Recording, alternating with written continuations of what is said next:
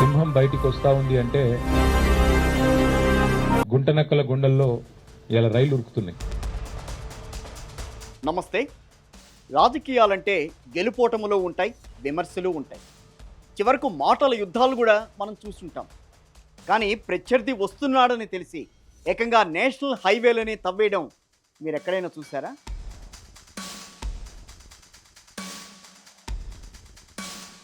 అవును, ఇప్పుడు తెలంగాణలో ఇదే హాట్ టాపిక్. జగిత్యాల గడ్డ మీద గులాబీ బాస్ అడుగు పెడుతున్నారు. అది అధికార కాంగ్రెస్ వెన్నులో వణుకుగా మొదలైంది. కేసీఆర్ సభకు జనం రాకుండా ఉండాలని ఏకంగా రోడ్డుని తవ్వేసేసి ఒక చెరువును తలపించే విధంగా తవ్వేశారు. దాన్ని చెరువును చేశారు. అసలు జగిత్యాలలో ఏం జరుగుతోంది? రేవంత్ రెడ్డికి కేసీఆర్ అంటే అంత భయమా?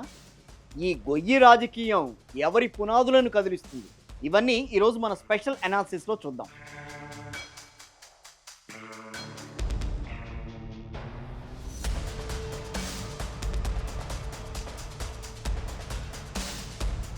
ఈ నెల 20న జగిత్యాలలో బీఆర్ఎస్ భారీ బహిరంగ సభ ప్లాన్ చేసింది. పార్టీలో గట్టి పట్టున్న సీనియర్ నేత జీవన్ రెడ్డి గులాబీ కండువా కప్పుకోబోతున్నారనే వార్తలతో క్యాడర్లో ఉత్సాహం బొర్కలెత్తుతోంది. కానీ సరిగ్గా సభకు ముందు రోడ్డు పనులు అంటూ రాత్రికి రాత్రే ఒక హైవేని తవ్వేశారు. బ్రిడ్జి కడితే పక్కన బైపాస్ ఇవ్వడం అనేది కనీస ధర్మం. ఇది అందరికీ తెలిసిందే. ఎట్లా వెళ్తారు?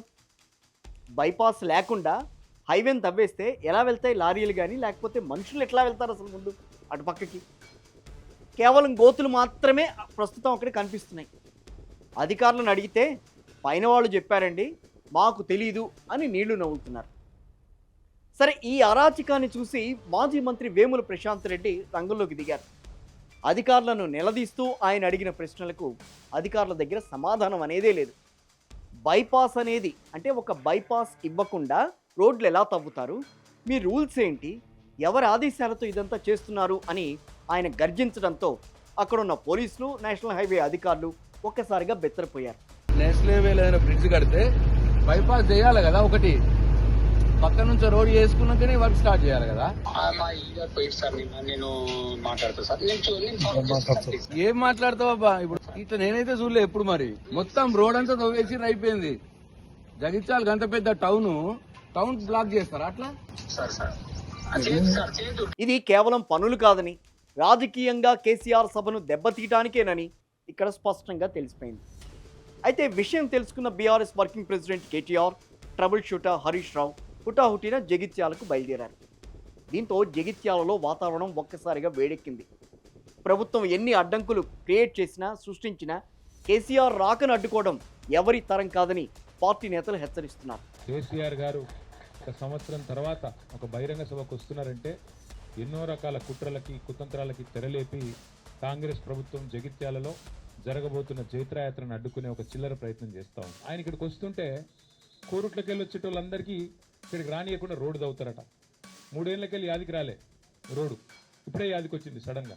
ఇంత చీప్ పాలిటిక్స్, ఇంత చిల్లర ప్రయత్నాలతో జగిత్యాలలో జన ప్రభంజనాన్ని అడ్డుకుంటామని రేవంత్ రెడ్డి గారు, అదేవిధంగా ఇక్కడ ఉన్న హైబ్రిడ్ ఎమ్మెల్యే కేసీఆర్ గాల్లో వస్తానంటే రేపు ఆక్సిజన్ కూడా కట్ చేస్తారా అని నెటిజన్లు రేవంత్ సర్కార్ను సోషల్ మీడియా వేదికగా ఆడుకుంటున్నారు.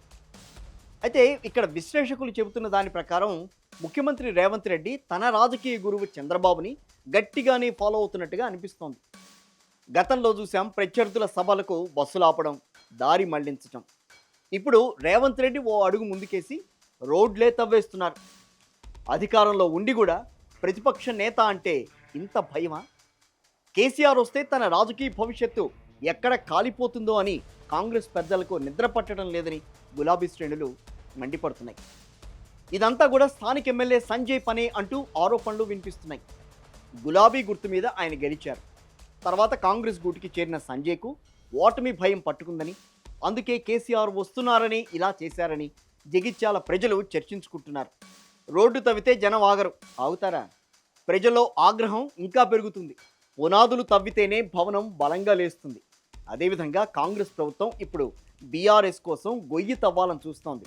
కానీ అది వారి రాజకీయ పునాదులకే ఎసరు పెట్టబోతోందని విశ్లేషకులు భావిస్తున్నారు. జగిత్యాల సభ గ్రాండ్ సక్సెస్ కాబోతోంది.